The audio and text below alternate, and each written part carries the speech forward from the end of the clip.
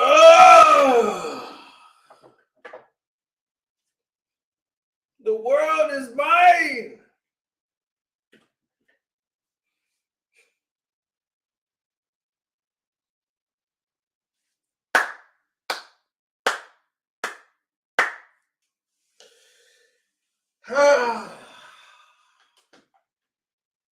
Good people, we have returned.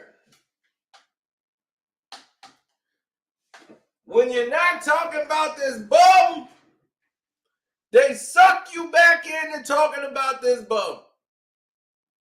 We have not been talking about him for about 2.5 weeks.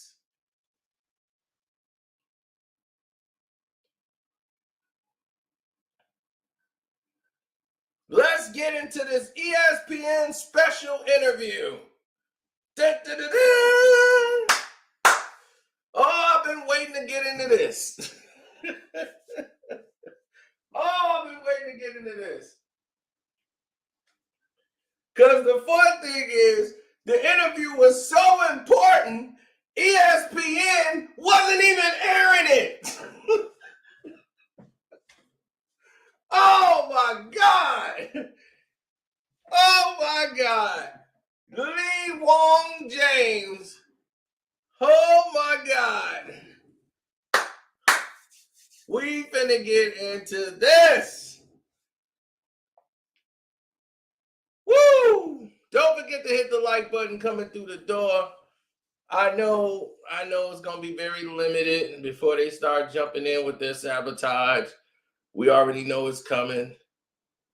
They're gonna drop an ad in about 10 seconds. So we know that's coming. And then we finna really start cooking with Crisco. So just bear with us. Don't disappear on us.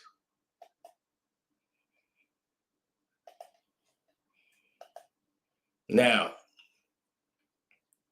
while they're distributing the video to everybody, I'm gonna try to send it out to a couple of people so they can check it out.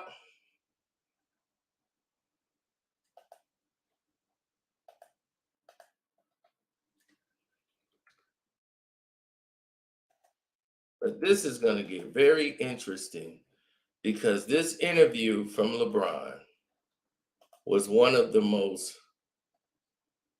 generic, bland, unnecessary pieces of crap I probably have heard in my life. It was a complete waste of anyone's time. If you had the nerve to sit through that interview, congratulations. That interview was terrible. It was god awful. And we're gonna really get into why and what was going on and what's this garbage really about.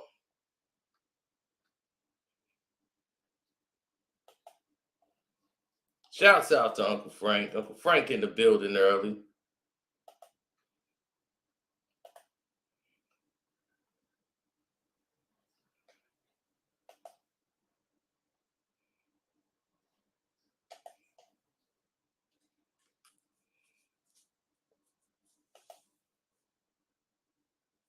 It was only 3 minutes, right? No, it's longer than that. They split it into pieces when they put it on the internet, but it wasn't that long. But I'm gonna tell you what really went down.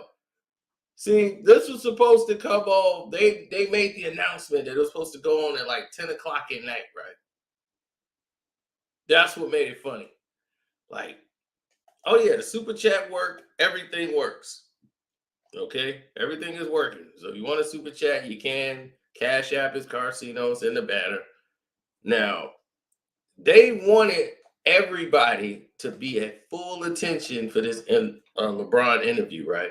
But they had a contract already. They had some like college gymnastic thing going on ESPN that they are contractually have to show. So they have to show this event that's going on. Other people are like, what the hell? Like, this is our event. What do you mean? What do you mean that they not showing the event and this isn't going down today? What do you mean?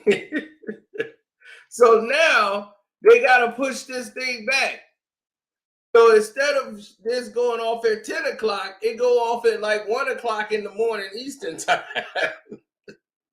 I was doing a whole other thing. I'm like, I'm not finna wait around for no LeBron interview. I can care less what he gonna say. If he see it, it'll be on Twitter, it'll be everywhere. If it's something that's gonna blow the shock the sports world. This was the biggest nothing burger with cheese I've ever seen in my life. This was a waste of everyone's time. It was a classic waste of time. And we're going to get into that. First, they use Dave McMenamin. Dave McMenamin. And who the hell is he? A writer. He's a sports writer that never used to be on television. Right? And then the rumors of him dating Malika Andrews leaks out. So everybody's like, oh man, he's dating Malika Andrews. This is something big. So everybody is like all up in arms about it. People just sending me an email. They don't know how to spell Shannon Sharp. They forget to add the E. They spell it just like Sharp.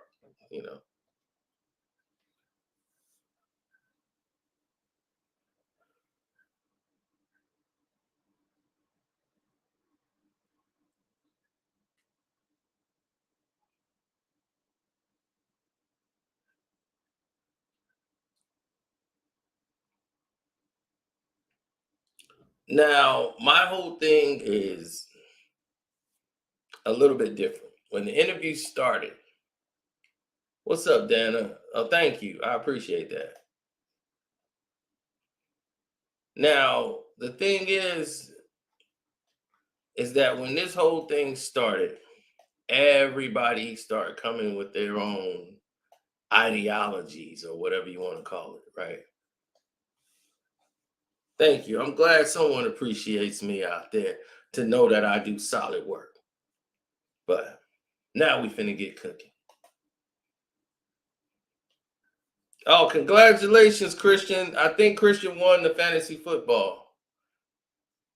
Yeah, they were playing the gymnastic sports because they had to play it. They're contractually, they can't get out of it. Then it went to Sports Center. Then it was at 1 for it to be aired, a 3-minute, 2-second interview. No, it's actually longer than 3 minutes, but it's around that. It's a short interview because they screwed this whole thing up. And you got Brian McMenamin on there, right? And you got a nothing burger with cheese because there's nothing that LeBron was going to say that actually he didn't say already. And they got David McMenamin there. Brian Warthog is his other buddy. And David McMenamin is signed to Clutch Sports. Yeah, he signed to Clutch. Just like Brian Warthog, ESPN, LeBron put them on ESPN. And all of this stuff about ESPN, they the one did this special to do that thing there and do the where he's going and all that. They promoted all that. ESPN threw all that on LeBron when he was talking about, I'm taking my talents to South Beach. Yep, taking my talents all the way to South Beach. Yep. McMenamin.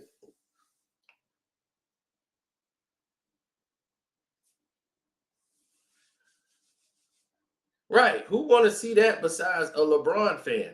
There's no pushback. There's no real questions asked. At least Warthog would have asked him some questions. At least he knows how to conduct an interview. You don't even know how to do that. That's what made it sad and pathetic, that this guy didn't even know how to even conduct it.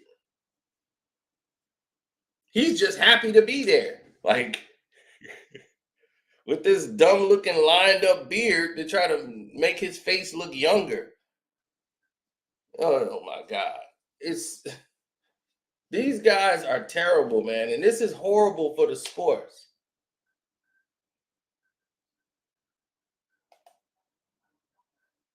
He said, "Please tell us the ratings for the beef between Shannon and Skip. Did they play us, bro?" No, they didn't play you at all. There's actually real problems there, but we'll get into that later on because there's some other developments happening that's going on this weekend. They've actually met with the and had a conversation with the executives at Fox. So it's a whole thing they're going to go over this weekend. Um, at the Laker game, Shannon Sharp was there hanging out with LeBron and all this other stuff. LeBron is trying to get Shannon Sharp into something else, but I'm going above and beyond. So let's stay on point with the interview, then we'll talk about that. Now, here's the thing. LeBron comes out like, "I want to win. It's not sitting well with me. We're not winning. And what's it like being back in Sacramento? I don't know.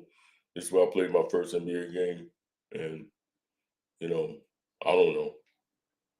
I just want to play with Bronny. And, chasing the scoring title. That was like never one of my goals. So, and it wasn't. Chasing the scoring title was never one of LeBron James' goals.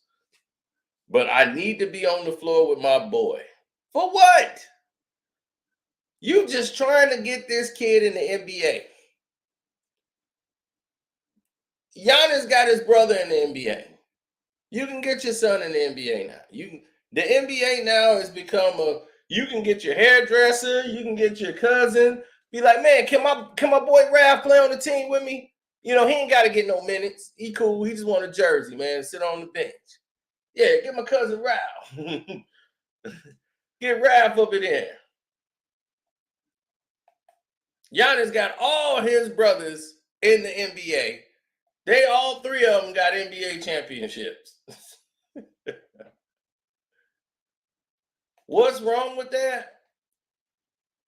Lost Lacream said, "What's wrong with that?" Let me tell you what's wrong with that. There's a kid that's been playing and going to school and working hard, then going through the G Leagues, going through the process to try to one day make a roster to fit us one of the roles in the NBA and worked his butt off and deserved a shot to get there. And he went through the red tape. He didn't have nobody helping him. He had nobody to pat on the back. He ain't had no rich daddy in the NBA. He just worked hard every day, just like he did. He went to the basketball camps. He met all the greats. He went to the dribbling coaches. He went through the whole progressions. AAU, traveling league.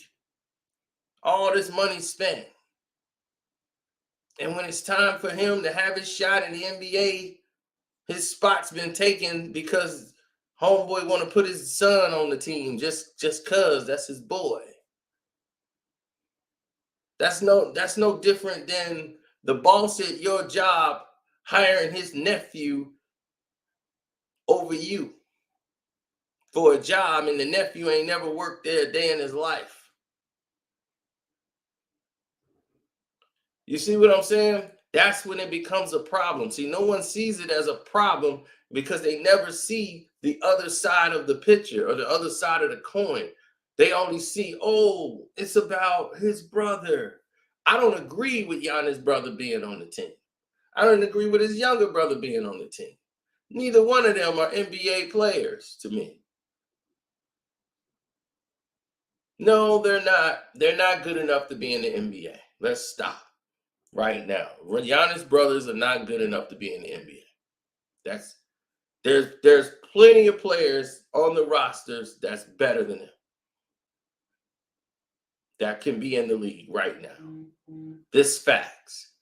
And I love Giannis, but they're not Giannis. Okay? And they're not good enough to be in the NBA.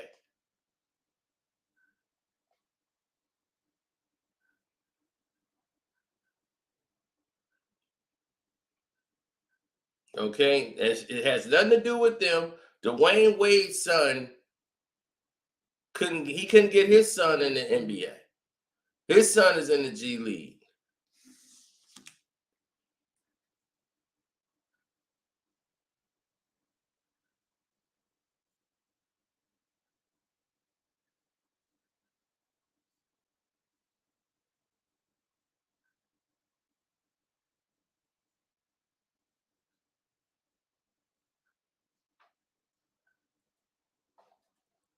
Exactly. Now, LeBron did this interview for one reason, and what was supposed to happen in this interview didn't happen.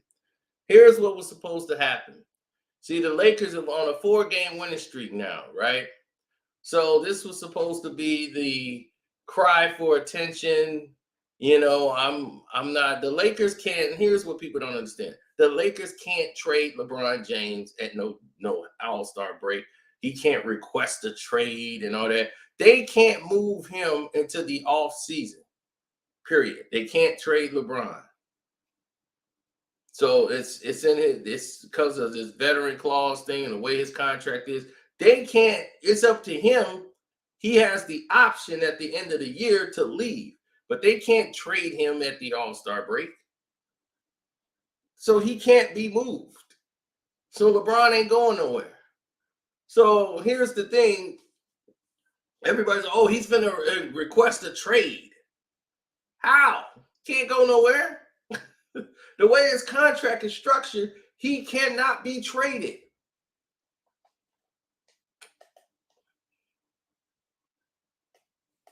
It's not a no trade clause. It's just the way it is. It's like a veterans thing on there that he has in his contract. He just won't be able to be traded.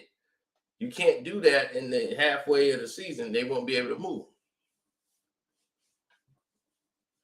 Now,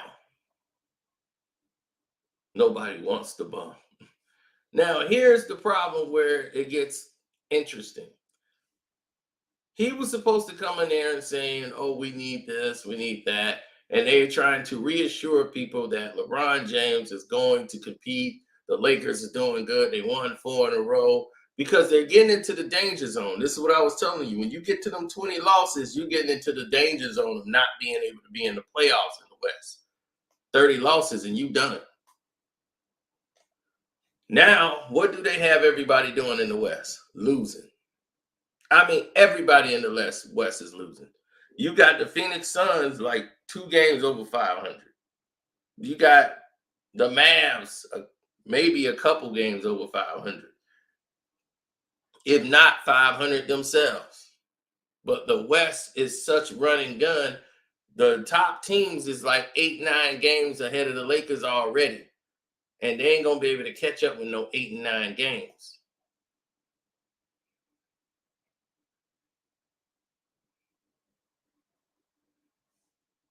Straight like that.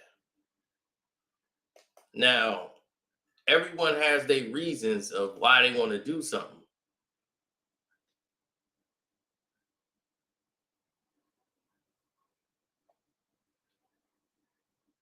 Right? Everybody got their reasons as to what they believe is the right way to do it. LeBron James did a whole interview, which was nothing but a nothing burger with cheese. You got nothing out of that interview because he probably said, okay, we winning now. Let me not come out and start crying about anything. See, Dennis Schroeder came up and been balling. The team actually plays better when he sit his old ass down. They can actually run and get out there, and they don't have another guy out there slowing them down. Thomas Bryant can ball. You was in the way. You've always been in the way.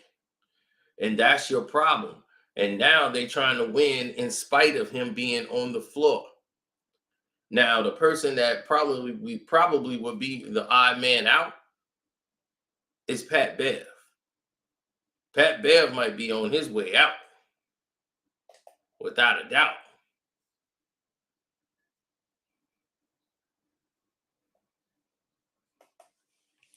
I was watching the whole NBA today. Guys got slapped, punched in the mouth. I watched Hakeem Olajuwon just slap this dude from Utah, like right in the post. He's a Muslim, peaceful man. I'm a hater because I don't go along with the agenda. Like, what am I a hater about, sir?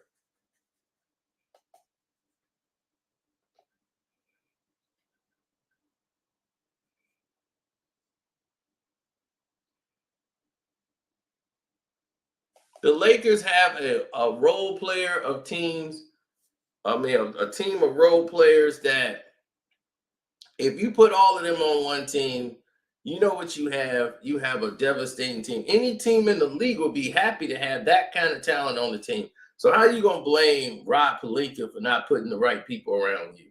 Rob Pelinka wanted to get DeMar DeRozan on the team. It was a done deal. DeMar DeRozan went to Mexico.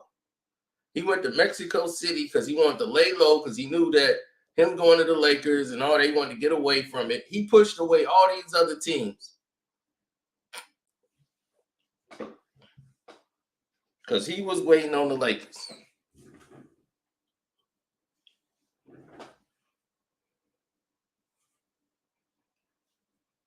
Every time they asked him, he knew it was a done deal, according to his agent and everything else. Then he get a text from his homeboy. He wake up and said, "Man, the Lakers just signed Russell Westbrook. What's going on?" And I knew Russ was going there for the players he did 2 months prior. 2 months prior. And all those guys was clutch that they were getting rid of. So this was a LeBron James move. And was like, look, y'all finna go over here and we're gonna get Russ. He was seeing what Russ was doing in Washington, turning that team around, and was like, man, if I had Russ on this team, we got somebody who could be a leader. He don't want to be the leader. The Lakers was looking at DeMar DeRozan. LeBron was behind the scenes doing a Russell Westbrook trade. How do you think I knew the information? I knew who was being traded 2 months before it even happened for Russ. And I'm like, Russ is coming to the team. What I'm hearing is for these players right here.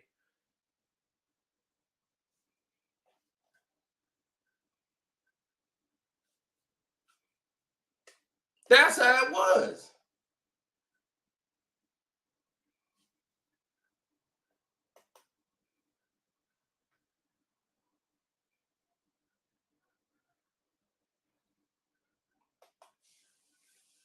Dog, Bronny is nowhere near an NBA basketball player.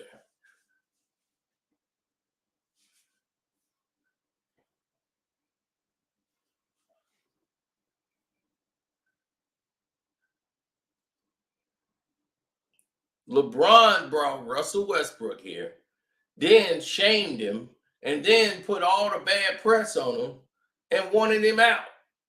They could have had DeMar DeRozan. DeRozan was candidate for MVP last year and was balling out of control, going above and beyond anything he's ever done, and playing for the Bulls. And they took the Bulls to a whole new light. And now everybody's seeing that, and then they're seeing the Lakers, and they're like, wow. So this is what's going on.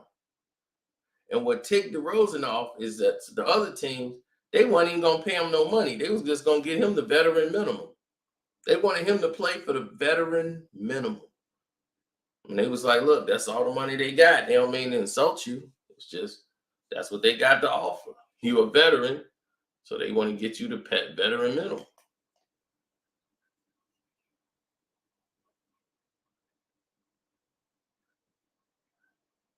Pat Bev has not played well. Offensively, he's had to step up a lot.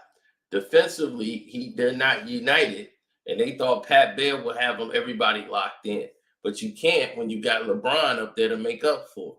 See, and with the Clippers, it worked because everybody buys in defensively. They can help out. So if Pat Bev lead a guy somewhere, he knows he got help. Kawhi would come over and help or slide and help defensively. He had guys that were defensive minded. So they know how to rotate and shift and help. So it makes Pat Bev look great to play a guy one-on-one when he knows if somebody gets by me or if this guy got some height, I got somebody that can switch off on me who knows how to pick up and they can guard the pick and roll. Now you got guys who you're basically trying to teach basketball to, and guys who like, look, you can't tell me what to do. I've been in this league 9 years. You got a bunch of individuals all on one team the way LeBron wants it.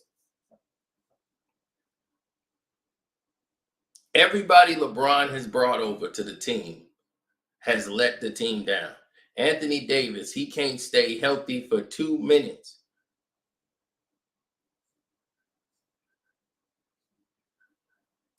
This dude can't stay healthy for 2 minutes, and you had this team spend all this money on him. They paying $47 million to Russ this one season alone. For what? For him to come off the bench? The most expensive bench player in NBA history. $47 million coming off of the bench. And you wonder why all the draft picks are gone. All your talent is gone. LeBron drove all of them out of town. And you mean to tell me it's Rob Pelinka's fault? You got everything you needed. They giving you all the pieces that you wanted on the table. Now what you want? More. Well, that ain't working. I need more. No, I think we need another big man. Yeah, to help out with AD, because AD hurt again. They got Thomas Bryant. Rob Pelinka went and got Thomas Bryant on the team, right? That's a Rob Pelinka pickup. He got Austin Reeves on the team. Reeves can shoot. I ain't seen Gravedigger around. Another LeBron pickup. What happened to Gravedigger? Gravedigger gone. I ain't seen Gravedigger in a minute. Now,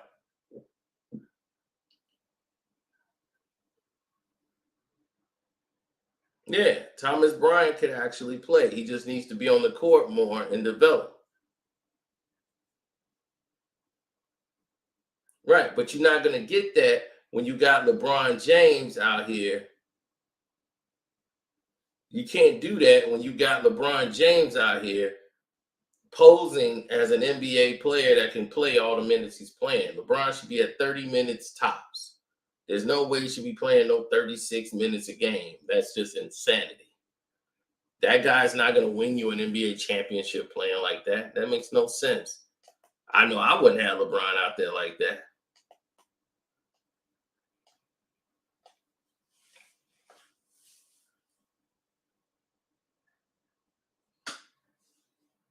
I haven't really went hard on them. These are just actually the truth. This is actually the truth. LeBron James is not worth the paper he's printed on. The thing that he relishes in is the marketing side. He want to do the commercial. He gonna pose up there with the trophy. Woo! He wants to copy everything. He wants to be just like Michael Jordan was. He want to fall on the floor crying when he won the trophy. Well, he didn't win the pandemic trophy.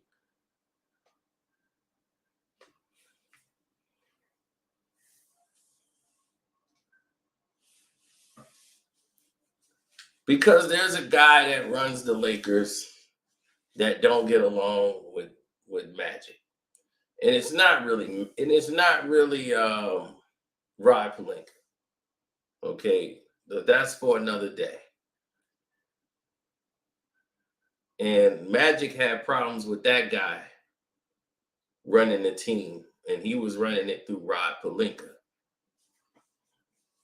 And they're like, Rob, this guy is not a basketball guy. It's not Kurt Rambis, not Linda Rambis. He's actually ahead of all of them. Y'all don't really know him.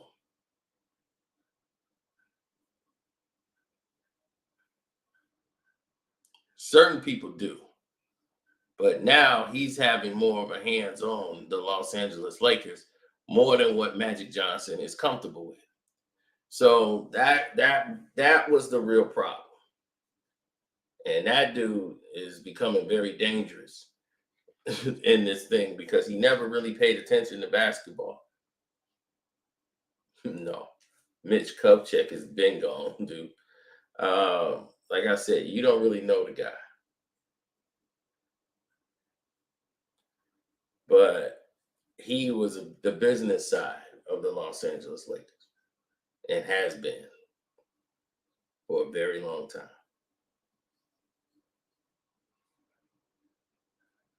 And now he's paying attention to the basketball side. And that's where a lot of the problems started. But we'll talk about that at a different time. That's for a whole nother video, another time.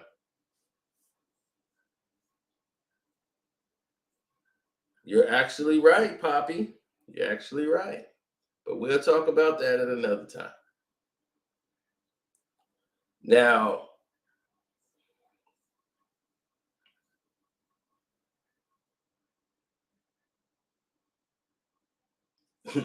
LeBron is the GOAT. The only way he the GOAT if he was eating one at a restaurant. That's the only way he had some GOAT inside of him. Now, no one wanted to be like Mike more than Kobe. Not true. It's just that Kobe actually succeeded in becoming more like Mike than the rest of them. All these guys wanted to be like Mike. You think Kobe was the only one that wanted to be like Michael Jordan? Are you serious?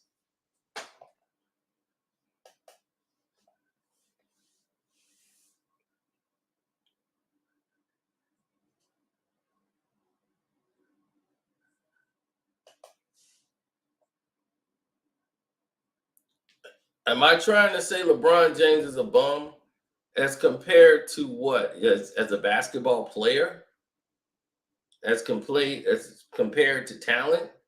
What do you want to know? Like, to me, he's a bum compared to what I've seen in the 90s, 2000s, and yeah, he's a bum. Like, literally. This guy would not survive an inkling. He wouldn't survive an inkling of a second in the 80s or 90s. Couldn't do it with none of them. I wouldn't even go back to the 60s or 70s. This guy wouldn't even make it on the court.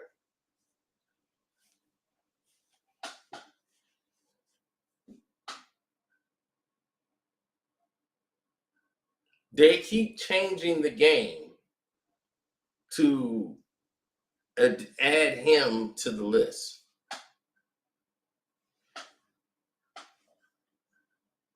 They're changing the rules of the game. Have you not noticed the scoring is up way tremendously this season than any season there's been since like the 1960s when they had like 8 teams? Everybody is scoring at a record pace. So the numbers are going up. Look at the scoring records this season. You got like 8, 9 guys averaging 30. All these guys are putting up 40s and 50s. So when LeBron James put up 30 points, how the hell I'm supposed to get excited? I got Luka giving me 60, 20, and 10. You know, like what are we talking about here? He putting up stat lines that ain't been put up before. Why? Because they changed the rules. They got the new transitional foul. You can't stop somebody who it's a technical foul, so you can't stop the ball anymore. You know, guys used to take a fall to stop the action so that they can get set on defense. Now you can't, they don't allow you to do that anymore. So now it's fast break after fast break after fast break. What does LeBron succeed well in? Transition basketball. If you look at LeBron James baskets, it comes in transition. That's when a lot of his baskets come at. Get them in transition. He can't really play a half court game. That's not his style. This guy can read defenses. He has very poor footwork. He's slow and methodical with his dribbles. I don't understand. Like, what are we talking about? What are we talking about here? This guy has no defense, and people was sitting up there actually in that video. My man was sitting there actually trying to defend the fact that, if I say Gilbert Arenas, LeBron James is not a Sagittarius. He's a Capricorn.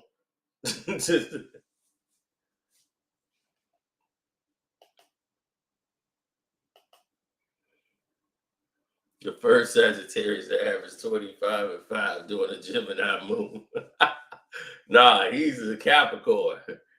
He's the first Capricorn to do it. He ain't with us. Nothing about him says Sagittarius.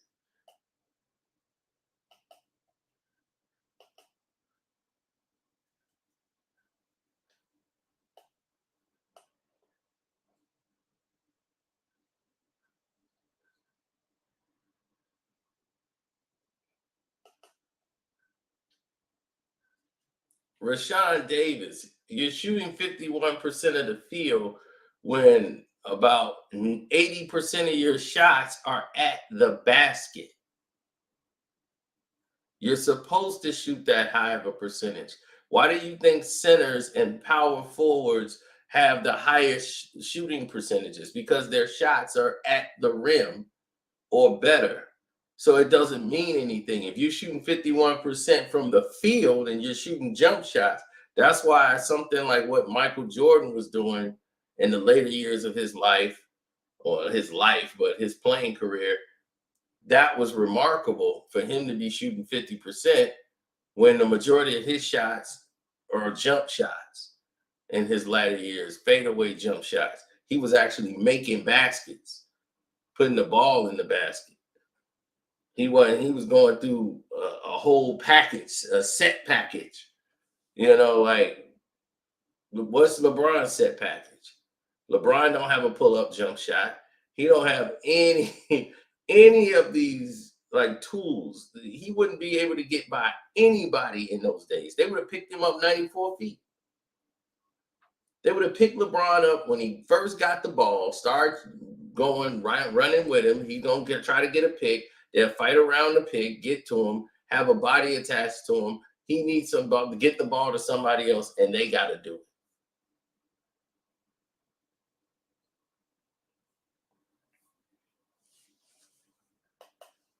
LeBron has zero fundamental jewel. Signature move is dribble straight to the basket.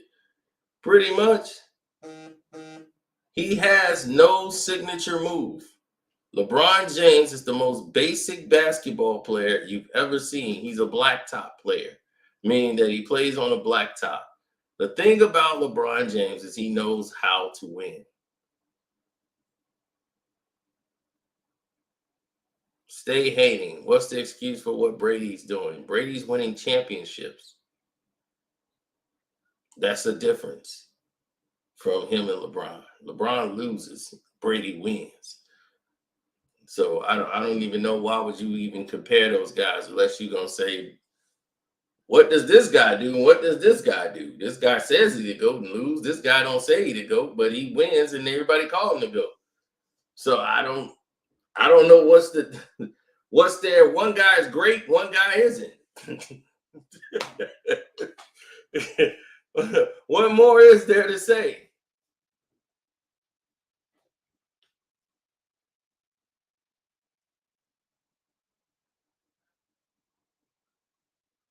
Bron would dunk on me, Cino? No, he wouldn't.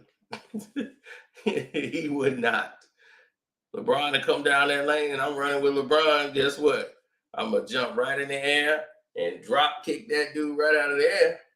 As soon as he go up for a kick, they're going to be like, whoosh, take his legs right out. You could have hurt him. That could have ended his career. He went for the dunk. He knew the risks.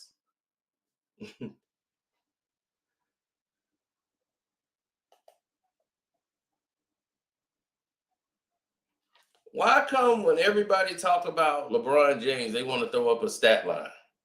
28, 8, and 8. A basic 28, 8, and 8.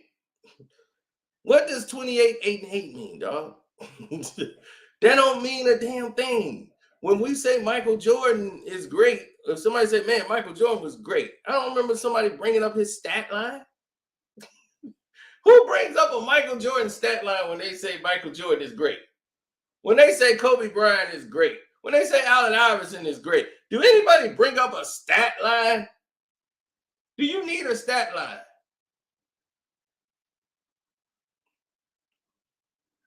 They got to bring up a stat line for LeBron. He's 28, 8, 8. Like, and? What does that mean?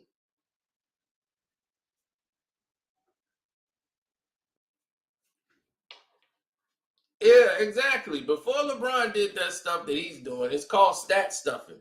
What LeBron's doing is it's not impacting the outcome of the game. If you're scoring 30-some points and you're not getting wins out of it, you're not impacting the game. You're just scoring your points. You're down 20 and you're in the game getting 30. It don't impact the game. So you can get your stat line.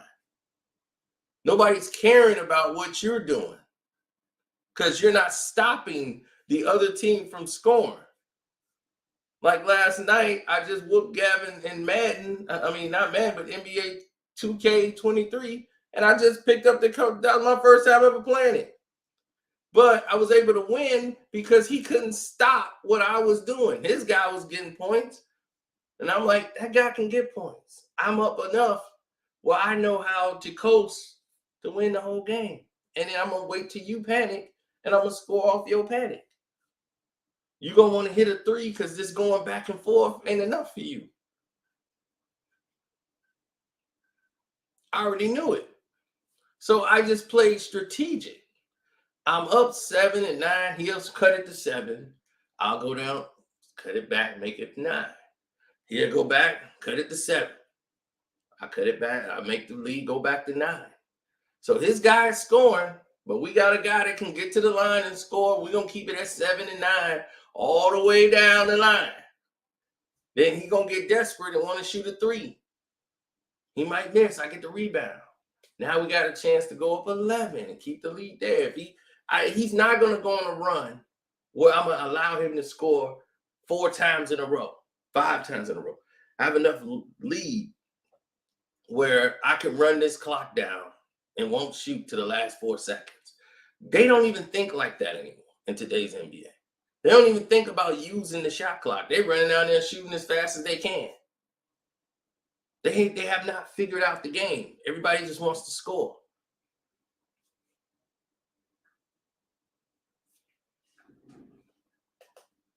So LeBron act like, no, I care about winning. I ain't with this losing. Well, if you with the loser, then do something about it, bum. That's what I mean. He's a bum. He thinks like a bum. He thinks like a loser. He thinks like a guy. He gotta have all the players, all the all-stars, all the rules, all the things. He's an Aaron Rodgers. Man, we gotta be at home. See, we always on the road when we play. Okay, you at home. You lost another NFC championship game. Why you ain't winning now? Well, the weather wasn't really kind to us, and I had this little jammed finger, and it's not a big deal, but it's on my throwing hand. He got an excuse for his excuses. LeBron James wants to promote, I have an injury. So if I lose, blame my injury. But if we win, I won in spite of an injury. That's how he wants his season to go. His first year, he got hurt. He came back. Oh, I proved my growing. This man has had the longest growing injury in the history of basketball. He injured his groin his first season with the Lakers. They didn't make the playoffs. They were a bad team then. This dude has come to the Lakers. It has been a disaster. It has not been with promise. The Lakers have lost almost all their draft picks, all their capital, all these overpaid players on the team. They have no outlook for the future where you could be like inspired to look forward to future Lakers. They have nothing there. Absolutely nothing. Everybody is like on 1-year deals. So they're going to be like, I'm out. I'm out. So you're going to keep paying these 1-year deals with the Lakers, these one and dones. Let's try to win the championship with 1 year while you're looking at teams like Sacramento get better for sticking with their talent, for going through the process. And like Kobe said, doing it the right way. The right way. Actually building a team with teams. But no, you got an overpaid basketball player who's sitting here milking it. LeBron should be out the league right now. Okay, you get the scoring title. What does that mean? You scored the most points, but you've played the most games. Let that sink in. You playing more games than Kareem. Kareem wasn't shooting 3-point shots. Kareem was actually scoring buckets as a center, had an unguardable move, the hook shot, was a champion in college, champion in the NBA. You are not even touching his legacy as a player, but you can have that record. It don't mean anything. How many of y'all said Michael Jordan is the greatest player ever? Michael Jordan is not number one in any stat, basically, in the NBA, if you want to look at stats, right? But y'all don't need that to say Michael Jordan is the best. He ain't won the most NBA championships.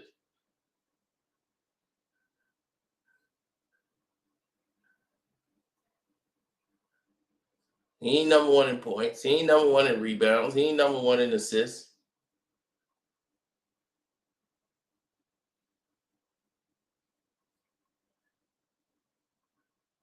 Right? But y'all would still consider him the best. No hesitation. Y'all would say Michael Jordan's the best.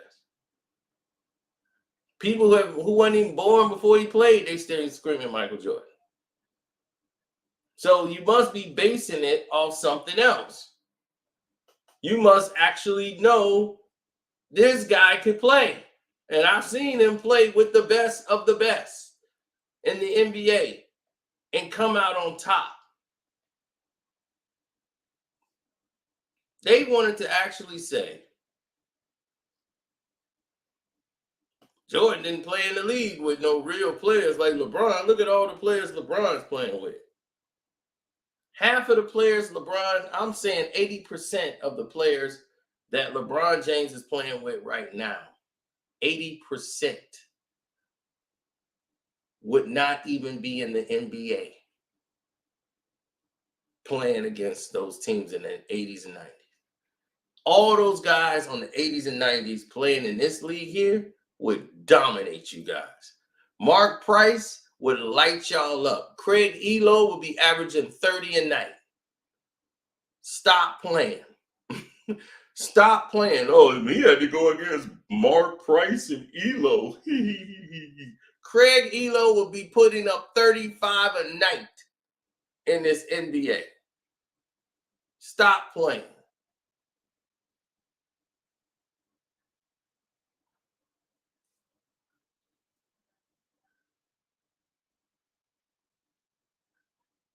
Bobby Hansen will be putting up 35 a night. At least 25.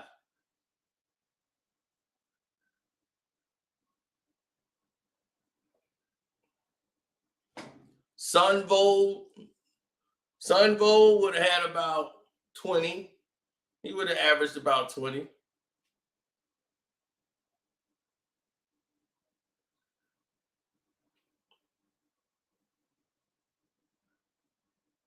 BJ Armstrong would have been averaging about 30.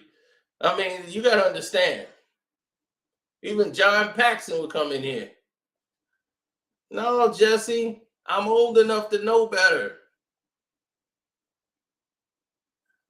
It's a different time, different era. You're playing in the rules that have been designed for this era. Antoine Carr will be averaging 19 and 19 in today's league.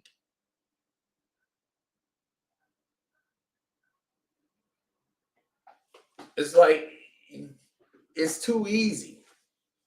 They made it easier for you to score, and they lessened the defense on the teams. The greatest basketball player of all time is Isaiah Lloyd Thomas III. He's the only NBA player that could do everything. He was the smartest player. He was number one with handling the basketball. He could score with the right hand, left hand. A wizard. He will outshoot you. He will beat you. And there was nothing you could do about it. Absolutely nothing you could do about it. Isaiah Thomas was the truth.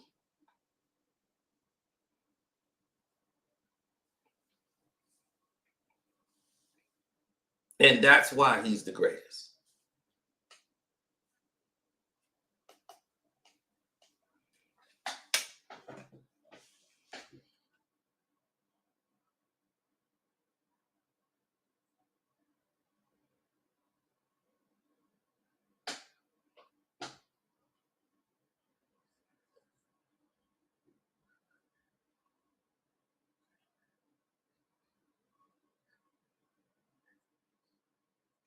Now,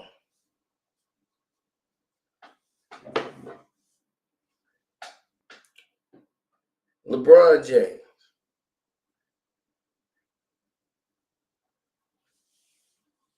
Why is he even talking about? Like, why are they even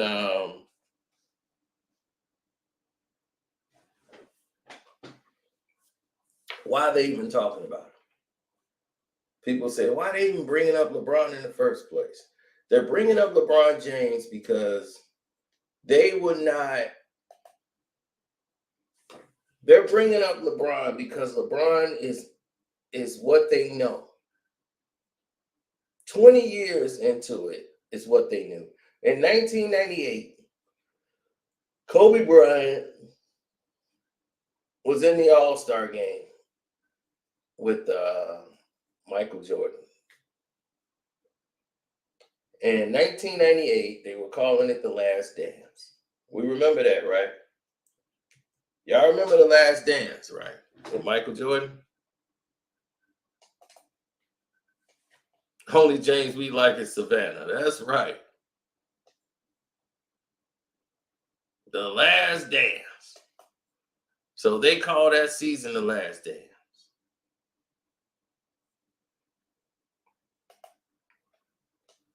No, Steph isn't better than Isaiah.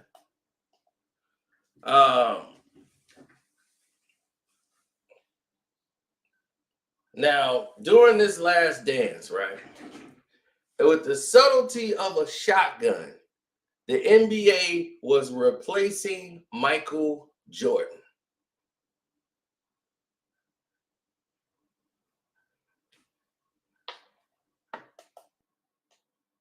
Thanks, Mel. I appreciate you. Now, let me tell you what they did in 1998. In 1998, this is the All-Star break. Halfway into the season, every day, because me living in Chicago, I get to see, this is before the internet was really what it was. You get to see the post game, all the Chicago Bulls, all the pregame interviews, everything.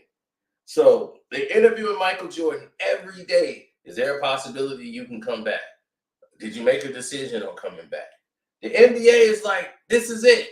This is perfect. We don't need Michael Jordan to come back. Let's go ahead and get this thing going now. This is the perfect time for Michael to go out. Now we're going to start promoting our new guys. And the promotion was all for Kobe Bryant. Kobe Bryant was all the promotion they wanted. Kobe Bryant would come down the lane, and every time Kobe would shoot the ball and go in, they said, oh, that looks like Michael Jordan, doesn't it? Oh, that guy, and I'm telling you, Michael Jordan and this guy. The All-Star game was all promoted for Kobe Bryant and Michael Jordan. Kobe Bryant is his first All-Star game. His first All-Star game. And they put him up there with Michael Jordan. Already. They're interviewing Kobe on one side, and then they going on the other side talking about Michael Jordan. Now, Michael, you're sick for 3-4 days with a cold. Michael Jordan wasn't even going to play in the game because he had a cold. And they were like, Mike, this could be your last game, All-Star game. You're going to have to play here. They had everything in there to get Michael ready for the game. Michael Jordan came out and played the game and was in there cooking, hitting fadeaways, everything. And what they do? He hitting fadeaway jump shots. He hitting turnaway jump shots, the whole nine. And what was the other side doing on the West? trying to get Kobe every look. Kobe took about as many shots as the starters in the Western Conference. You know, all the starters out there, Kobe was taking all these shots. I couldn't stand Amari Shaq. He was a Michael Jordan bootlicker. Still is today. Still looking. He ain't even in the NBA no more. But this guy here, not only did he sell out the people, you want to talk about Michael Jordan ain't do nothing for black people. What has he done but sell you out? Every time, this face will sell you out. LeBron James is going to do what's best for LeBron James. Michael Jordan never lied about what he was. Jordan, like, I ain't got no politics, no, don't put me to make no statements and all that. That ain't what I do. I play basketball. And that's all I respect that. If that's what you is, be what you are. Don't fake it. Don't fake the funk. And try to be something that you ain't. This guy want to fake the funk. Faking with this school, wearing this civil rights suit with the glasses on like he wear glasses, like he Malcolm X, saving the kids. The guy has been the biggest joke and a mockery of what this league is. They were moving on from Michael Jordan since 98. Like, we're going to move on from Michael Jordan. So even when Jordan came back, the NBA was totally against it. They gave him no favorable calls. They gave him nothing. And Michael was like, cool, I'm all right with that. I'll play with what I got. Did you see the lineup that he played with when he came out of retirement? He didn't go and get no superstar team, did it? Michael Jordan didn't come out and say, okay, let me get him on my team. I want him. The lineup he had, Kwame Brown was a rookie. Okay? He had a rookie, just came out of high school. He had a bunch of like veteran players on the team who had never been to the playoffs. They didn't care. They just wanted to get their check and go home. That's one of the main misconceptions of people who fans who watch the game. Fans who watch the game of basketball, y'all have a very huge misconception about the game. About 85% of the players in the league are not thinking about winning an NBA championship. And that's a large number, brother. And I'm serious. About 85% are not thinking about winning an NBA championship.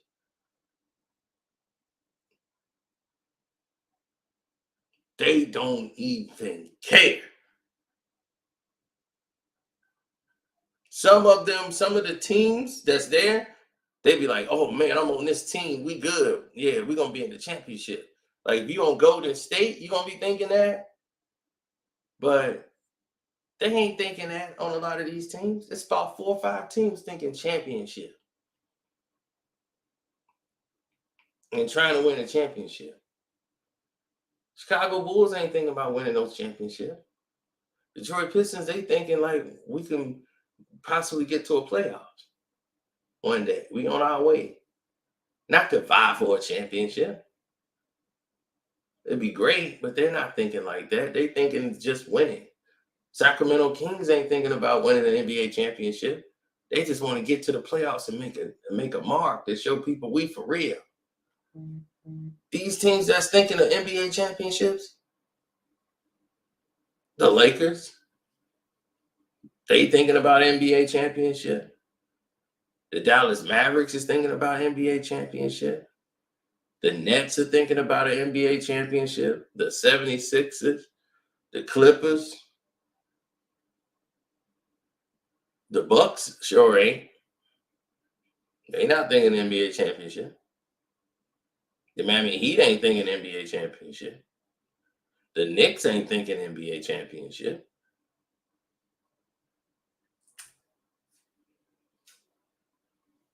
The Golden State Warriors, they think NBA championship, but not really this year. They're not really thinking about it.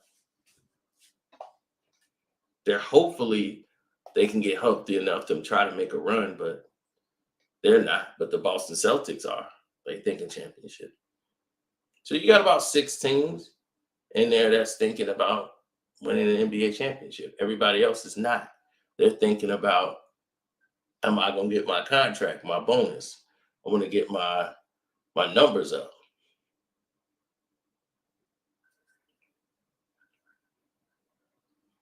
I've seen a lot of players make a lot of progress in the NBA that they're just not getting the love. You know what I'm saying? They don't get that attention. They don't get what they just do. Oh, Michael Jordan will tell you clearly what he think about Shaquille O'Neal. There ain't no surprise with him. He'll tell you flat out how he feels about it. As far as a player, everybody keeps talking about Shaq is underrated. He's rated just right. He's lazy.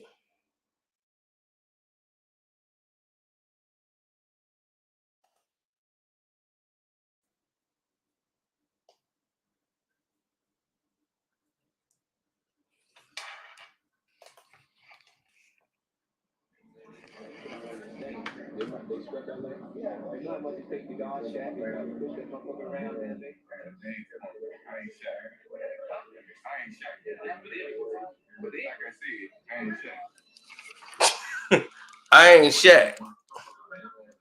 I ain't Shaq. I ain't Shaq.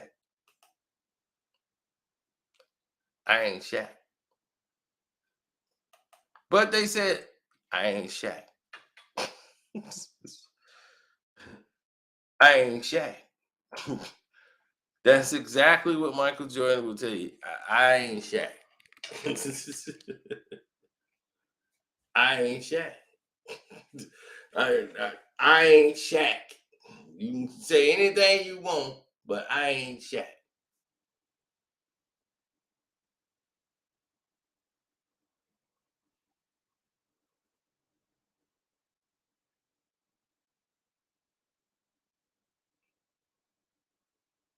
Gilbert Arenas is a better basketball player than LeBron James, yes.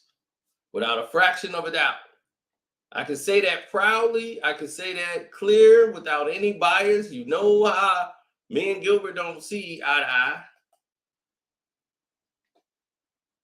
But to tell you flat out, what? Gilbert Arenas was a better basketball player, clearly a better basketball player than LeBron James.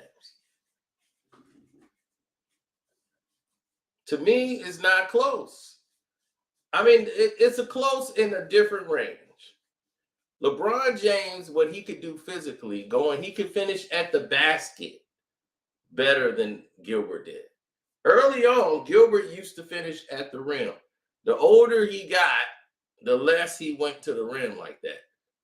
He's a better shooter than LeBron. Would y'all question that?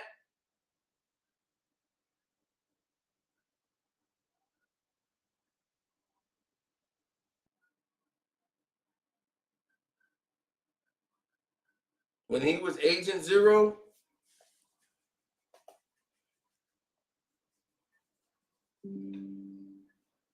Mondo. LeBron is a better passer than Gilbert. Gilbert's a scorer. LeBron is a facilitator. What I mean by better player is I mean better all around route, like the whole thing, footwork. Who has better footwork, LeBron or Gilbert Arenas? Gilbert Arenas has better footwork than LeBron. He's a better shooter than LeBron James. Now, LeBron, well, they're kind of the same with the teammates alienated, but Gilbert Arenas was never the agenda of the NBA, and deservingly so. He's not mentally have the capacity to be that player. Well, LeBron could,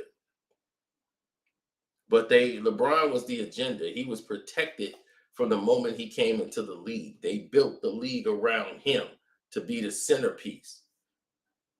So he came in protected.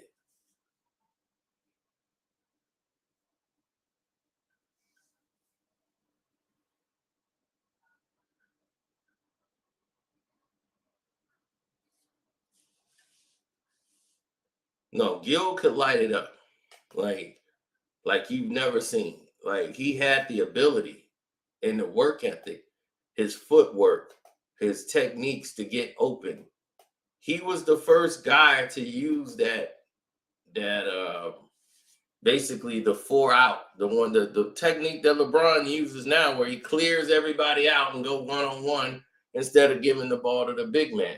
He was the one that really perfected that. I'll put Allen Iverson over Gilbert Arenas too. I got Allen Iverson over LeBron James any day of the week. I'm not saying y'all thinking I got LeBron in the top players of all time. He's not. See, you're looking at him through that lens, and so that's why y'all whole mind is messed up. No, I'm not saying Gilbert is the greatest player of all time. He's better than LeBron.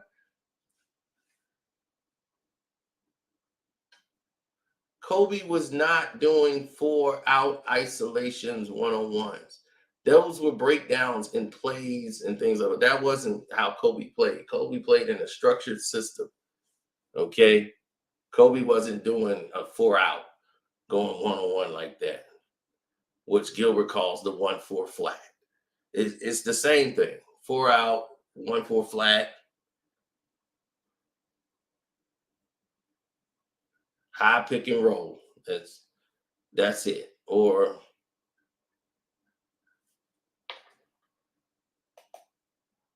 LeBron had a better career. Gilbert was a better basketball player. LeBron could run a 5 probably better than Gilbert could. Like if you put 5 guys on the court and say, okay, LeBron could play with those 5 because he's going to facilitate those guys. He's going to take certain shots. You put Gilbert Arenas on there. Gilbert's going to destroy the guys in front of him. And he's going to put like 30 on that guy.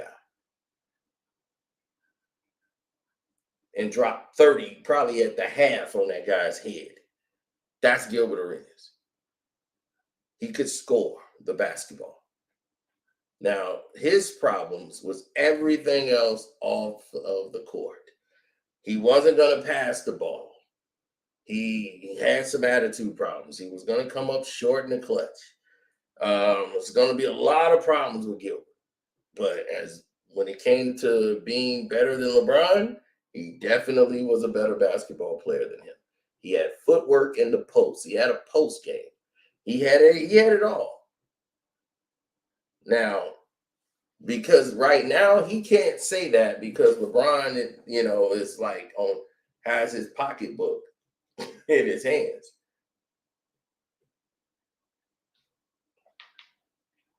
RT the brand, you think Larry Bird was overrated? Larry Bird was underrated.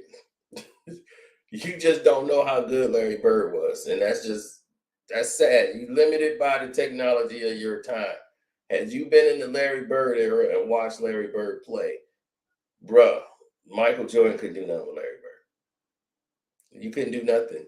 If Larry Bird will post you up and showed you why he was 6'9". He was 6'9", playing like a 7-footer because he put the ball behind his back and would basically shoot over his head. So you really couldn't block his shot. And it would go in wet. Whoosh, whoosh, whoosh, whoosh. 3-point shooting.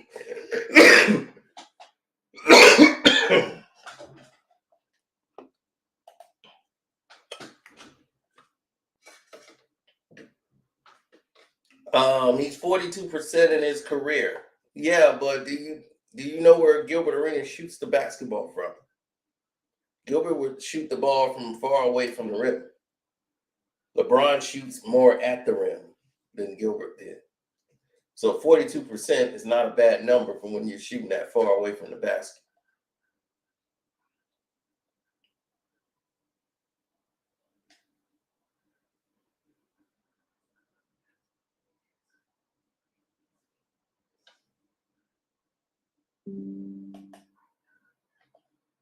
There were 100s of Gilberts, only one king.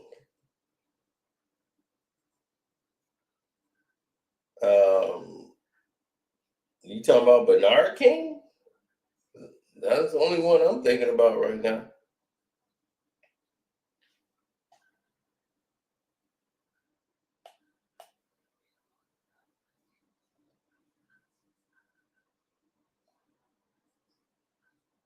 No, George Gervin, Iceman wasn't better than Bird. Oh yeah, I think people forget George Gervin, Iceman was better. What's up? Nothing much, man. Where these LeBron fans at, man? We haven't encountered them in a while. Yeah, it's been a while.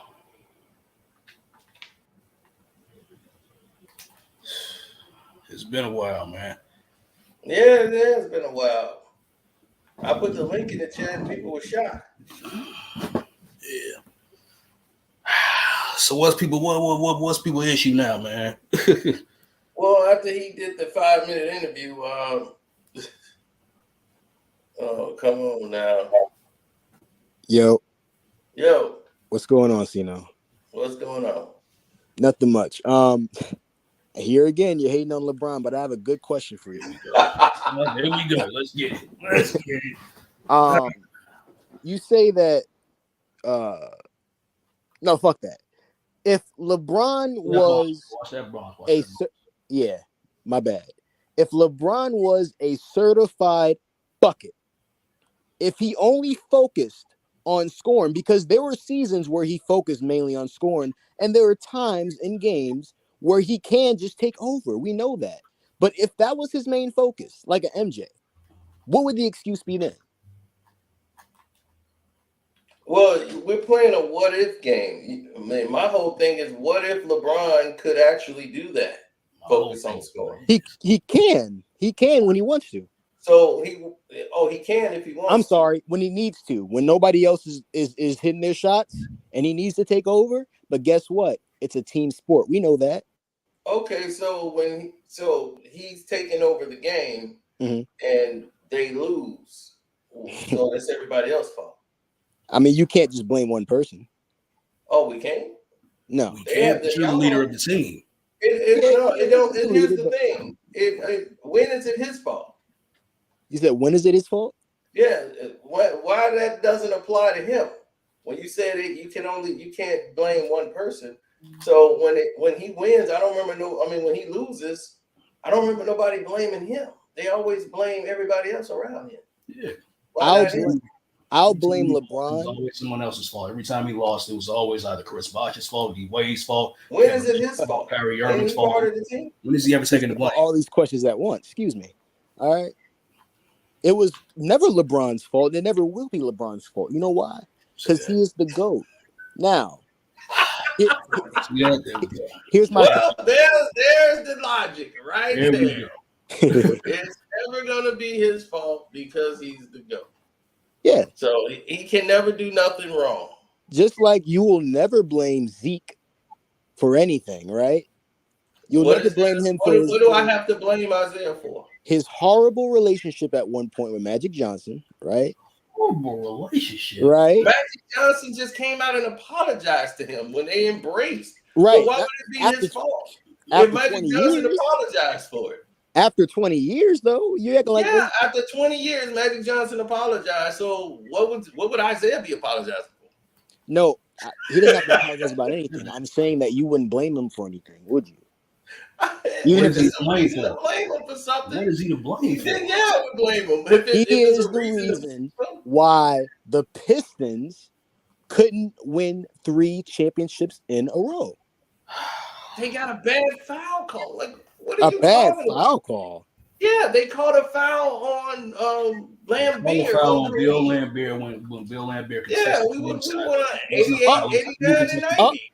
Oh, there it is. You're making an excuse. That's You're not an blaming excuse, somebody dude. If else. you watch the game, have you That's seen what that game before? happened. What are you Yeah, talking about? Have you I seen saw that it. game before? What was the When foul? you watch basketball, Yeah. when you watch What was the ESPN, foul?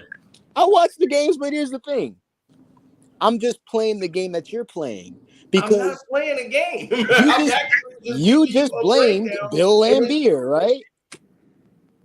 you Did said you what? not? Green Bill Lambier, dude. It was a bad call. That was A called. bad call. Has LeBron not had bad calls on him? Has LeBron drove No, into he's the had paint bad and calls not called gotten for him. calls on him He's before? had bad calls According called to for him. you, any call that don't allow him to score might be a bad call. You see, I need other LeBron supporters up here with me. Right? Yeah. You need This see is just like insane. LeBron, y'all need help. Y'all hear this? Because you can't cut it. Let me Yeah, ask Like you- LeBron, y'all need help. Okay, let me. Meanwhile, your Pistons look horrible right now. Okay, no. Okay. Let me ask you this, bro. Let me ask you this, my man. What up? I've asked all LeBron fans this all the same. Uh-huh. What fundamental skills on the basketball court does LeBron have that makes him the greatest of all time, in your opinion? His From ability. looking at his game, barring all stats, all them made up statistics and accolades, what Right. skills on the basketball court does LeBron have that makes him the greatest of all time, in your opinion? His ability to see things before anybody else sees it on the court. He is the. That's not an intangible. It is because not everybody can do that. Not everybody can see things before it happens and then make the perfect pass before the person's even there. Not everybody can do that. Magic Johnson could, right? So why does he lead the NBA in turnovers then? If he sees it before it happens, shouldn't he see that he's effing up? Carcino, you know that's not his fault. That's the other guy's fault. It is. You know what I'm saying? It's always It somebody is. else's fault, though. He throwing it mad. It's always They somebody can't else's catch. fault. It's not. It's always Pretty somebody else's soon- fault for you not throwing the ball in the right position for guys to score. It's always somebody else's You know fault. what that is? That's lack of practicing with the team. Exactly. That's because he doesn't do that. He practices on his own. He doesn't practice with the team. He does one couple of walkthroughs. That's it. Other than that, it's shooting drills. But he trains and works out at home. Okay, really but practice. but okay, passing, which is an overrated thing, which is an overrated attribute of his. Go ahead. Okay, what else? Whoa! You What can't else? just no. What else? No. What else? Overrated. What else? His What else? ability to rebound. He's a great rebounder. Look, He's he's a the great greatest. He is No, the he isn't. greatest all-around player. So if I name every, No, he is not a great rebounder. What makes him a great rebounder? I mean, did you not see his 2017 season with the Cavs? 2017, 2018, See what I'm saying? when it was just him. When it was just him. I said, what He was makes him getting a great triple-doubles like every- rebounder? Bro, what do you mean? His vertical ability, his Athleticism ability does to not box correlate out. to basketball He was skills. able to box out most of his opponents in Miami. That was during the Balco issue, probably when he was on steroids or HGH. But that's a Bosh different led the story. team in rebounding. You said what? Bosh led the team in rebounding when he was in Miami. Well, I never said he led the team. I never said LeBron led the team. I said he was a good rebounder. He's not a good rebounder. Yes, he Well, is. LeBron James, no, it isn't. And when you're a good rebounder, you have to basically work together to box out. You have to get in there and put yourself in a position to get the rebound to begin with. He goes in and rebounds only when other teams are shooting threes. He gets a lot of uncontested rebounds. He gets a So lot he of get a lot of uncontested rebounds. This is why he doesn't have a lot of triple doubles on his resume. It wasn't because he couldn't get the assists. But in He wouldn't get the assists. He 2017, wouldn't get the 10 rebounds. when So he's the reason why he wouldn't get the 10 rebounds, because back in those days when he was playing, the league wasn't all 3-point happy. That just happened when Steph Curry came into the prominence. And now through this whole Steph Curry era, everybody's getting triple doubles now. Because you can easily get 10 rebounds. You can be there under the rim by yourself. Guys pulling up for three, you're just there to get the rebound. Because everybody's looking to contest a 3-point shot. Therefore, that leaves you all alone under the rim to where you can get these uncontested rebounds like that. Real rebounders like Dennis Rodman and all these guys, they had to go in there and battle and get in position and actually know when someone is shooting which angle the ball's gonna like bounce off of to be around in that area. And you got to seal the other guy in and pin him down, stay on his shoulder and lean on him so he can't jump. It's certain techniques that has to go along with inside guys who rebound. Like Charles Barkley is a rebounder. Like these guys understood how to get the ball. Charles was short, compared to these other guys. So he had to make it up in other ways. So to get to the ball, but you got to want it, and they don't have that in them. Yeah, exactly. And plus, it's like, imagine what Bill Russell and Will Chamberlain had to go through when there was no 3-point line, where most of the shots were directed towards the basket. All 4 or 5 guys were all camped out in the rim, battling, camped out under the basket, battling for a rebound. Mm-hmm. They had to fight through all of that. Well, Getting slapped around, all of that, and they had to fight through all of that to get the rebound. Well, let me jump in real quick to ask this young brother a question, man. Salute to everybody in the chat. Carcino, like I say, keep doing the great work that you do, man. I love following you.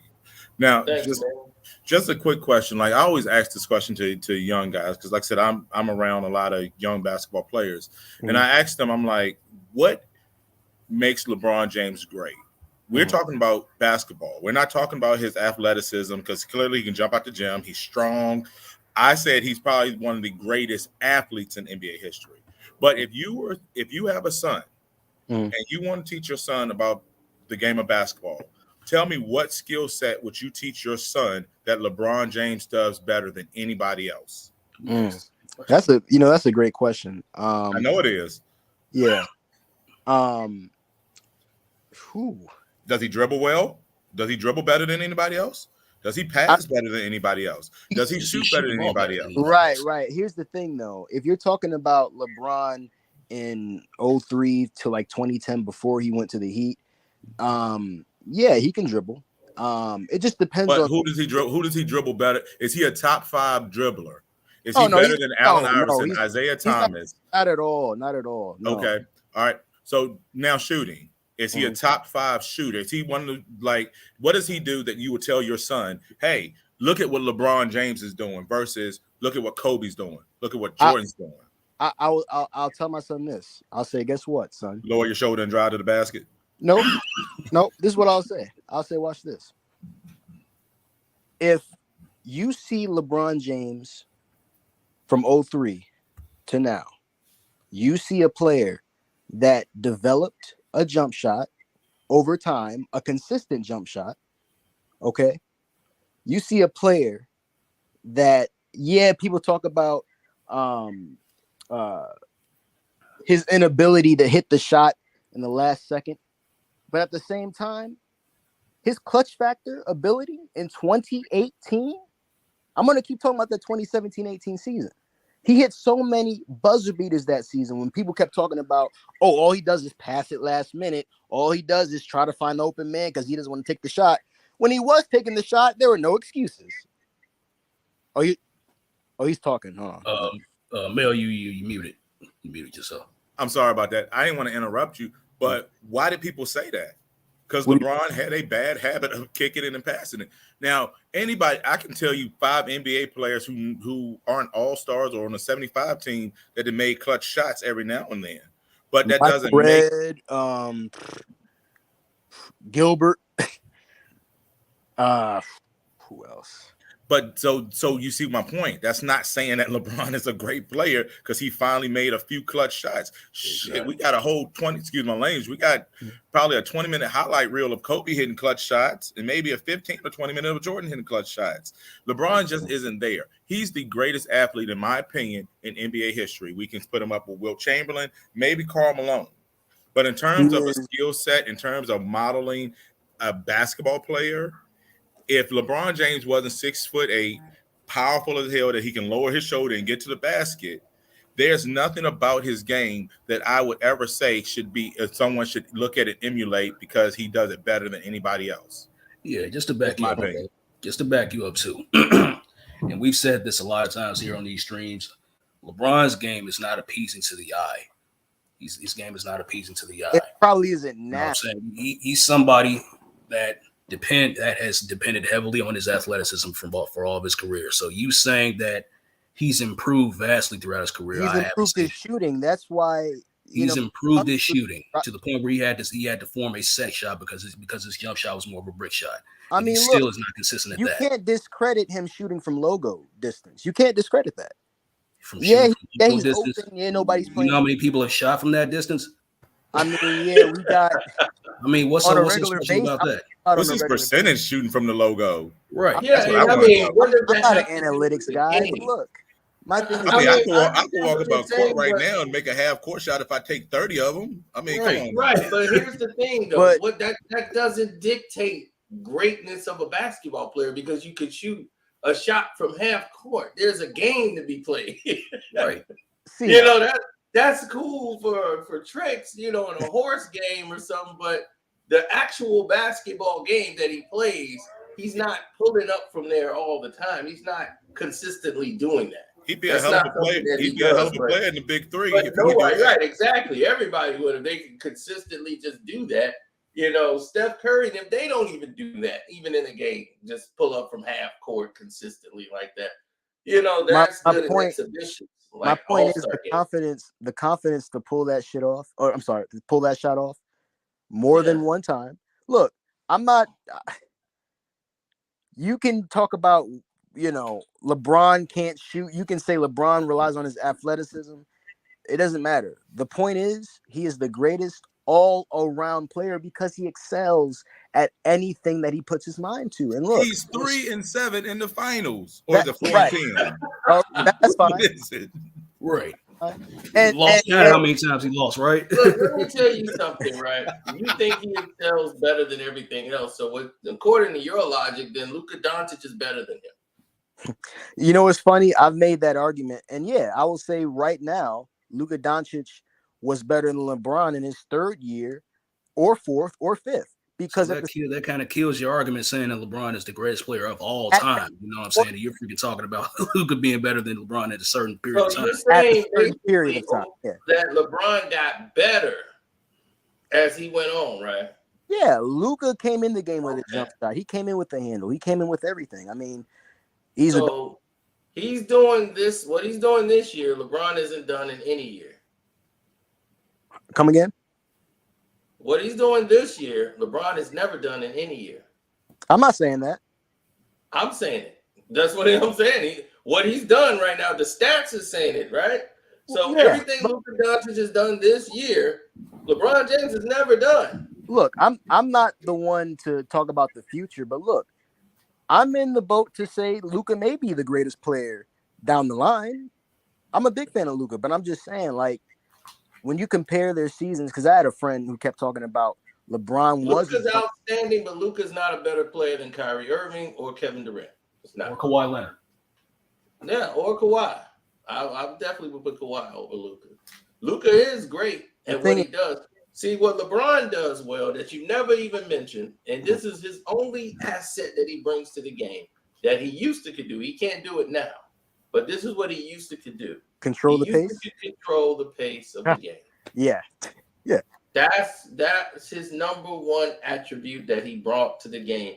He normally could control the pace of the game and how the game was going to be played at what speed when he was younger. Mm-hmm. He doesn't have that now. And Mel got me over here hungry. But hey, look, that's why I keep getting up. I be checking back on it, man. Hey, look, you got to check on that meat, man. Brother, you got me over here hungry. I'm like, wait a minute. It's cold down here in Florida. What else did you do except grill? Yeah. But he used to control the pace of the game. That's what he has over Gilbert Arenas that Gilbert doesn't have. That's the only asset really I give him besides the passing aspect. LeBron could control the pace of the game back then, but he wants it, and he's more of a transition basketball player. Fast break, transition. They get out and they go and run. That's his style now. He's playing that now.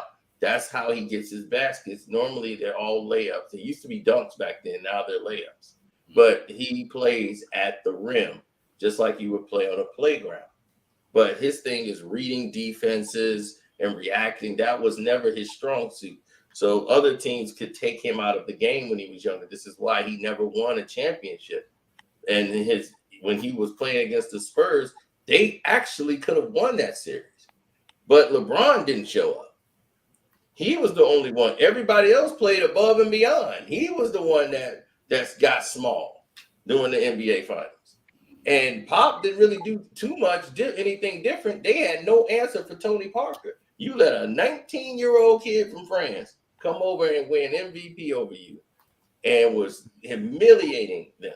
LeBron was in the league 7 years. He was in Miami before he learned how to read defenses, and they had to sit down with him and teach him how to read defenses. After what Dallas did to him in the NBA Finals, Shane Battier sat down with him and said, "Let me work with you. I'm gonna show you, how to recognize this on the court." And he spent time working with LeBron so that the next year, LeBron would be able to recognize what they were trying to do to him and lead him to the left, set traps, switch defenders. He knew they were trying to lead him into different areas of the court, but he was 7-8 years into the league playing his way. That's why he never had a seasoned coach under him. He had to have a coach that could deal with LeBron being LeBron. That's why he's the on-court coach. Deal with that. David Black, when he was the coach, LeBron James had just got in there and came back to Cleveland. They made Doug Black the coach. They didn't know LeBron was coming back, but he already had Mike Brown as a coach and didn't want Mike Brown to coach him again. So they had just signed Mike Brown. So that's why Mike Brown was getting paid by two teams at one time.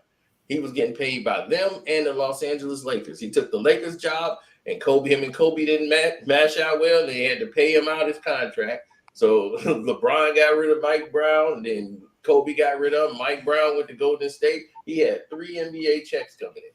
He was living large. He was living large because they had to pay him for the Cleveland, the Lakers, and when he was in Golden State. That man was living like a king.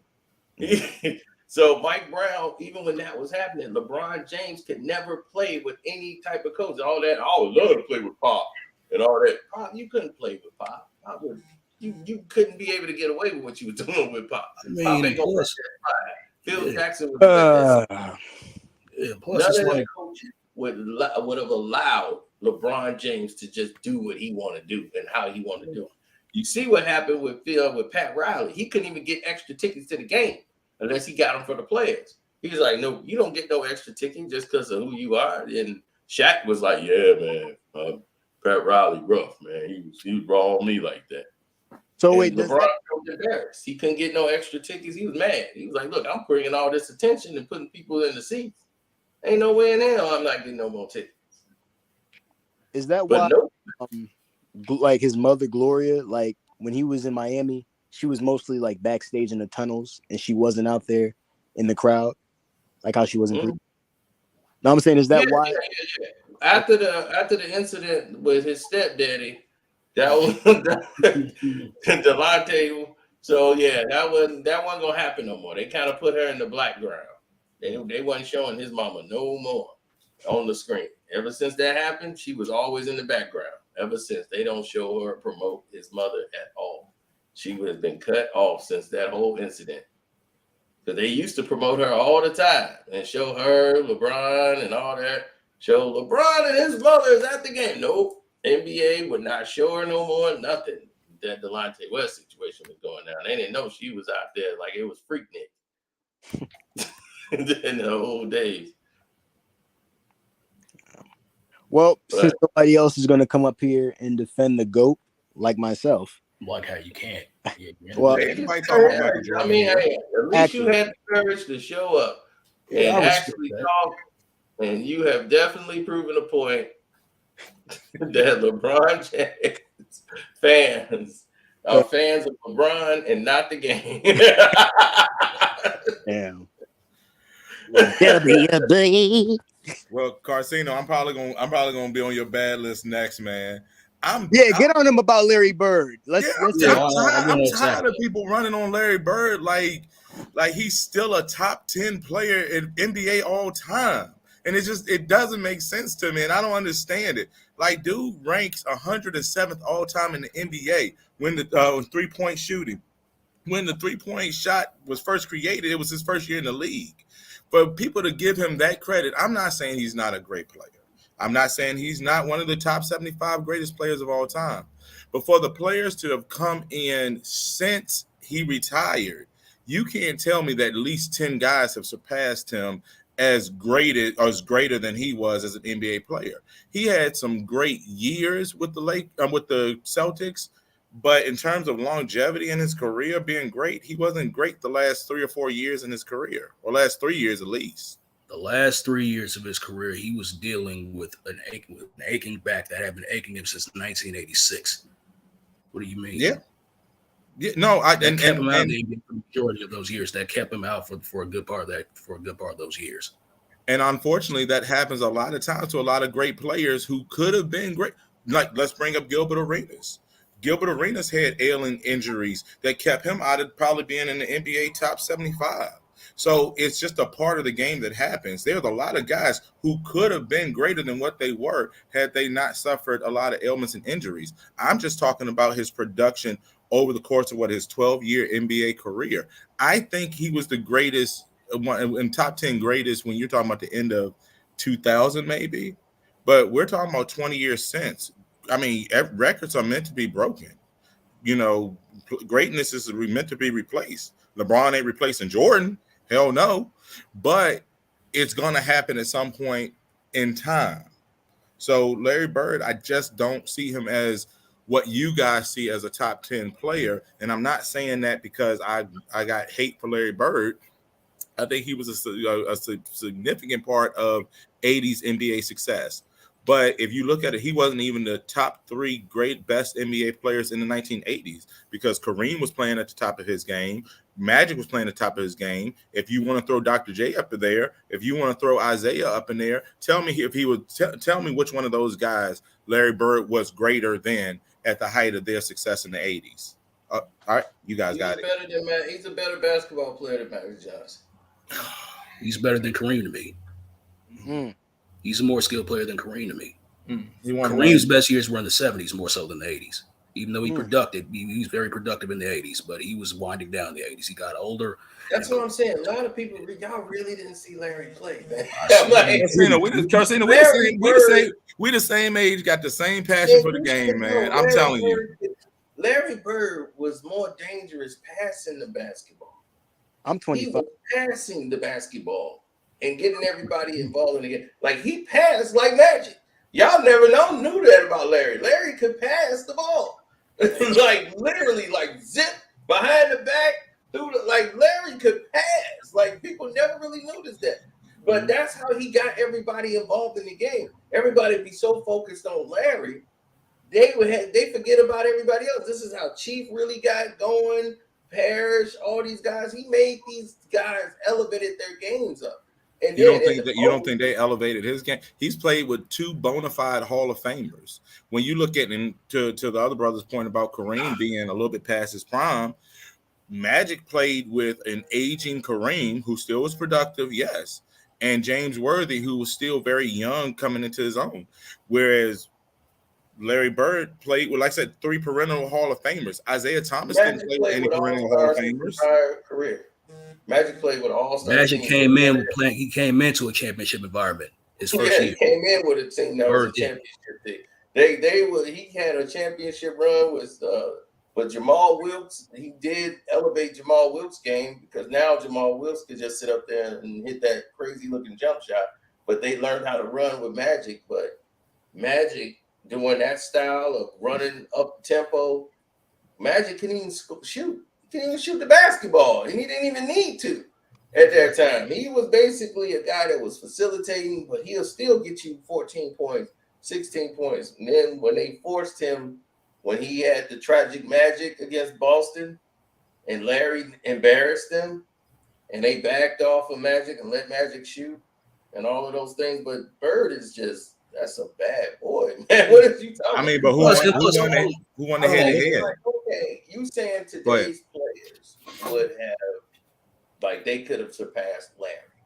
If that's the case, a lot of today's players would have surpassed a lot of players from the past. It's hard to do that in era because the rules are different. So that's why I don't really like Kevin Durant is a player that I could possibly put in yesterday's game because he's a 7-footer that could shoot, but even he would have problems. He wouldn't be able to go in the paint like that. Guys would hit him with a bolt, put him on that ground. And that was going to change the game. He's too small to be able to go in the lane and deal with them physical guys like Very that. resistant to All physicality. his folks have been on the outside. I think Giannis could have played back in that era. No. You don't think so? No. He's the only guy that I think is really physical enough to actually take that type of contact. Physical enough, but not skilled enough to play in that area. Right. Physical enough. He's a very physical specimen in his game. Giannis would be able to dribble the ball. They guard you 94 feet back there. So as soon as that ball is inbounded, you got a guy on you. Guys don't really do that in this era no more. They don't guard you 94 feet. As soon as that ball is inbound, the guy, the defender is on you. He's swiping at you, trying to get you to move. They will double, like the way they put a wall up on Giannis and get the ball out of his hands. Giannis will have that ball out of his hands so much, and then when they did give it to him, they'll be physical. They'll be on him. Like, they don't have the athleticism to keep Giannis out the paint like Oakley and them, but they could put a body on you. They could legally bump you and hit you and disrupt. Yeah. So yeah, that's a whole different type of game for Giannis. And plus, the psychological part of it. They don't. These guys now, they complain about little ticky tacky stuff. These dudes will step on your fingers, all kind of craziness. They did not care. You had to be just as mentally insane and tough to deal with it. So I don't see a lot of these players even. Like Kawhi Leonard's game is more fitting to that style of game. It's more half court.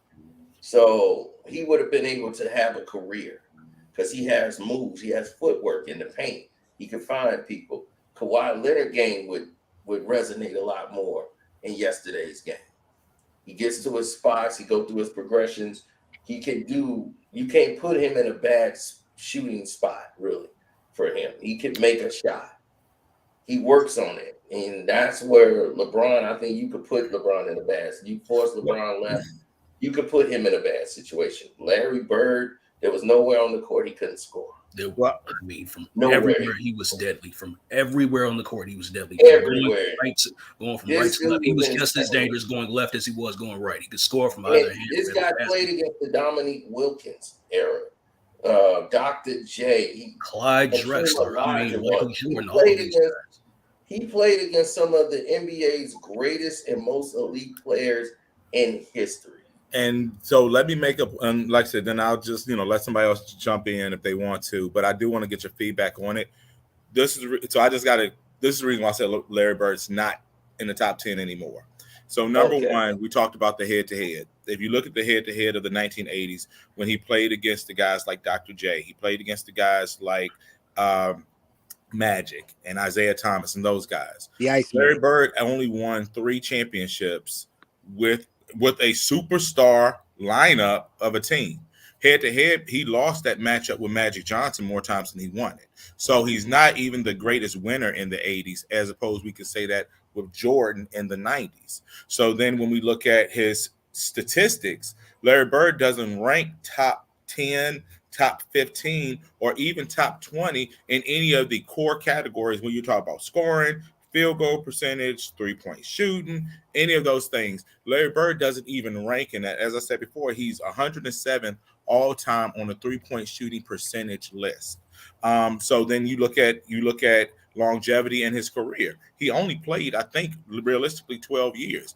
Unfortunately, he had back issues that cut his career short and cut his relevance as a player short for the last 3 years. You're talking about guys like Dominique Wilkins with a squad that was we couldn't even name one relevant person on I think it was the 87 squad of the Hawks. I can.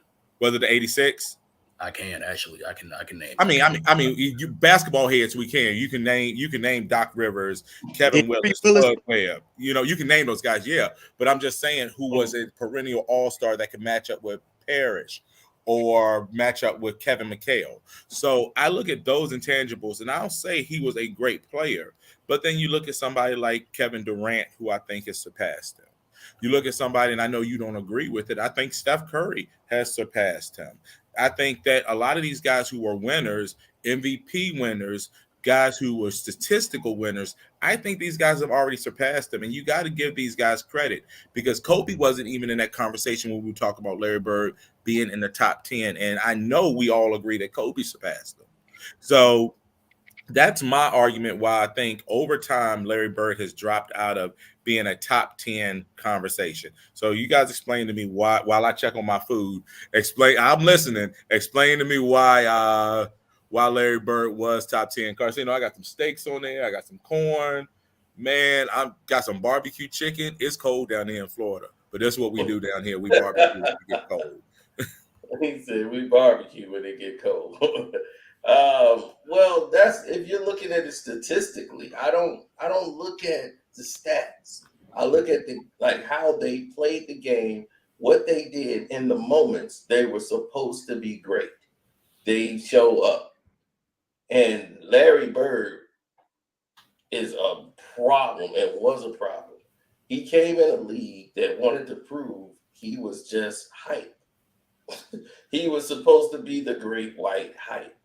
And he showed them he was not. He was greatness at every turn. Now, I Steph being better than Larry Bird, I don't know about that at all. It's hard because they're in two different positions, and it's hard to really gauge that.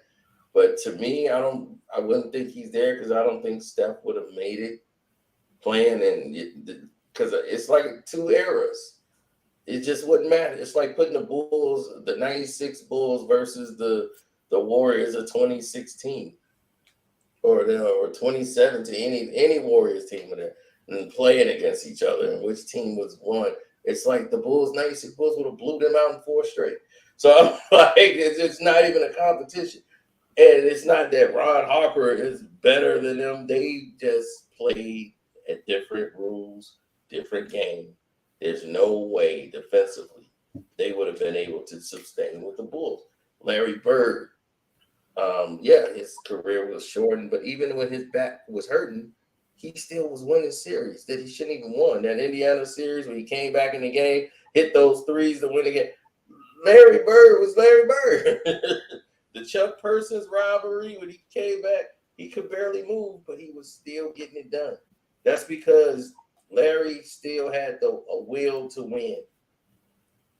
He had a knowledge and a script in his head of basketball. He knew it came second nature to him. But I watched him play. I didn't go about a stat line. Stats are all blurred now because the rules are gone. So it's like now somebody can get 20-some rebounds because everybody's shooting threes. That's a lot harder to do when everybody's at the rim shooting 2. Trying to get a layup, and you got all 10 guys under the rim. That, to me, that's a tougher rebound, but it don't go in the stat book like that. They look at it as just a rebound. So it's hard to gauge the two eras. To anybody from this era and just say, okay, now you better than Bird, and now you better than him. It's like, well, now your statistics didn't went up because nothing LeBron's done can touch Michael Jordan's. Everything that he's done, Michael did in less time. When he scored more points than Mike, it took him more games to do it than Mike. So if Mike would have played as long as LeBron, he would have eclipsed all the records LeBron James have gotten. He had more assists than him. One time he hit everything. Mike did everything quicker than LeBron. So it's like, and they was trying to say, oh, well, no, LeBron is the fastest player to do that. I'm like, LeBron came out of high school. That was the only reason why. Mike played 3 years in college.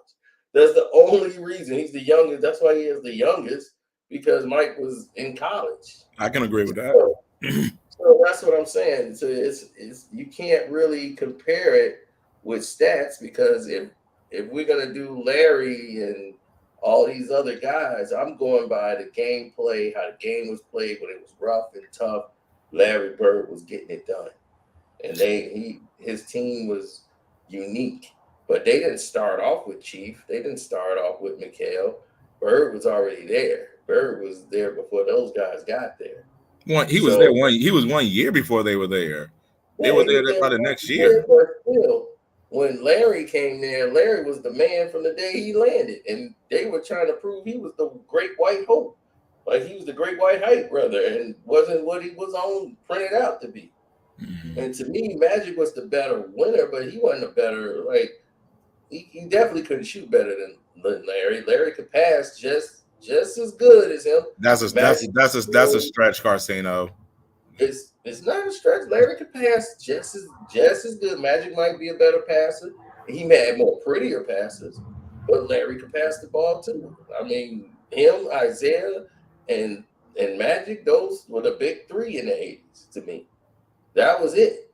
There was no others. Everybody else was on the teams. That was cool. Like Kareem could only win a championship when he was with another all-star. Like he was in Milwaukee all those years, but he didn't win a championship until Oscar Robertson got Yep. there. Yeah. So that's, the big O was there. So it's not even about that. The thing is that it was all about how they played the game and what they did in those moments when you have to be and prove you are the greatest to ever do it. This dude, he put Michael Jordan right where he was supposed to be. I watched Larry Bird give Michael Jordan the biggest fits defensively of any player in the game. Nobody ever did that to Michael Jordan. And you can say, well, Jordan was young, Jordan couldn't do anything with Larry Bird. I mean, I'd argue that Dennis Rodman gave him that fit as well. Well, Dennis gave him fits, but Mike was still scoring 40. When Bird hit, when he was attacking Michael, like they always played a one game in which Jordan had that 63 in the guard that time. They love to play that clip when he's going off on Boston and they lost. They never look at the fact Larry Bird had almost 40. They never look at the fact that they lost that series, but in every game, Larry Bird, when they have to defend, Michael is 6'6", Larry's 6'9", and he would post Michael up, ask for the ball. As soon as he get it, he got him right where he want, because Mike couldn't guard him. Mike need help. He can't guard Larry Bird. Larry Bird could shoot over Michael Jordan in the post. He could go in, body him, get a layup, left hand, right hand. It's brutal. Matter of fact, somebody probably got it on here on YouTube somewhere, but it's brutal. Michael Jordan announced it when he retired. He's Larry, I'm so glad you retired when you did, because you used to give me fits. Well, Sino, he mentions that because he was nothing he could do. If Larry get the ball in the post and Michael's on him on a switch. Well, let me ask you this then, brother. Over the last 20 years, what players, in your opinion, have stepped into that top 10 category, and from 2000 into 2022, that you would put in the category? And I'd even ask who got knocked out. Allen Iverson would definitely be in the top 20. Kobe definitely is in there. So Tim Duncan. You got Kawhi Leonard is up there. Not too many, man. It's not too many from that era that I would put up there. T-Mac, I don't know if he's that high, but T-Mac is definitely an underrated person that would be in that category. But right now, the standouts to me, Kevin Garnett would be somewhere in the category. But the most standout people to me on that list would be Kobe, Allen Iverson, Kawhi Leonard, and Tim Duncan. Tim Duncan, definitely. Very underrated. Agreed. I think he's the greatest power forward to play the game, in my opinion. Probably one of them. Very, very effective, and he was still in there during the Jordan era when the rules was still the way it was. It was physical. Yeah, and you guys were talking about the rebounding, and like I said, the young brother who was talking about LeBron. It's easy to average a triple-double in the NBA today because those guys are getting 10 or 11 rebounds a game, and then they're purposely padding their stats for the assists. But but back in that era where you're talking about Dennis Rodman, Karl Malone, Antoine Carr, these dudes were averaging 18, 19 rebounds a game. Charles Barkley, 15, 16, because they had a knack for the skill of rebound and they were going after it. So it wasn't like they just got rebounds by circumstance because nobody went after the ball on a missed three-point shot and everybody transitioned down on defense. It's just a matter of they jumped over top of people, secured the rebound, outlet it to the point guard, and they started their offense through that. So, I'm really a big fan of like Rodman because he was a real skill set in terms of rebounding. Young brother, respect him, but he didn't know what he was talking about when it came to LeBron James rebounding because that dude just ball watches and the ball drops in his hand. Rodman. I mean, as an athlete too, like Phil will tell you, the greatest athlete he ever had was Dennis Rodman. He's like, that's the greatest athlete I've ever coached. He's like, a lot of people think it's Michael Jordan, but it was Dennis Rodman. Then he's like, Dennis is unreal. Like he doesn't get tired. Hey, is Ray Allen up in there for you? Because should he be up in there? No. No? Okay. No. See, I feel like he passed Bird, but that's just my opinion. Hell no. Hell no. Matt, don't kill me on that. I'm just saying. I'm just saying. Hell no. And the chat firing me on that one. Ray Allen over Larry Bird, man. You still trying to plead your case? Came back on his camera on that. Still trying to freaking plead your case about Larry Bird not being a top 10 player in your opinion, yet in your top 10. Oh man, no, he just said Ray Allen was better than Larry Bird. I just came in with that. Lord have mercy. I just came in with that. Yeah, hey, we just about to on that note, I was like, I'm hungry. Yeah. Hey, salute to y'all brothers. I got to go eat. Hey, thanks for the conversation. Love talking basketball with y'all. God bless you, brother. All right, take it easy. All right, thanks everybody who came in. Yeah, Jesus Shuttlesworth. Yeah, Jesus Shuttlesworth might be better than Ray Allen. Hey, Cino, before we get out, man, did you hear about what happened yesterday? Very dark day yesterday, man. Vincent Kennedy McMahon found a way to weasel himself back into power in WWE, man. He's the chief. He let him back his camera. Oh, yeah. I heard he's doing that because he's supposed to be selling. He's supposed to be selling WWE to somebody. So we know his real freaking intentions, but that's on the surface. That was a power move. Yeah. That was a power move in a way, man. But it definitely was. Yeah. But I'm finna get out of here and go eat. I haven't eaten nothing all day. Watching him cook that food, man, I was like, man, I gotta go eat. I just fixed myself a plate of food, so I'll catch you later, man. All right. Thanks, y'all, for tuning in and listening.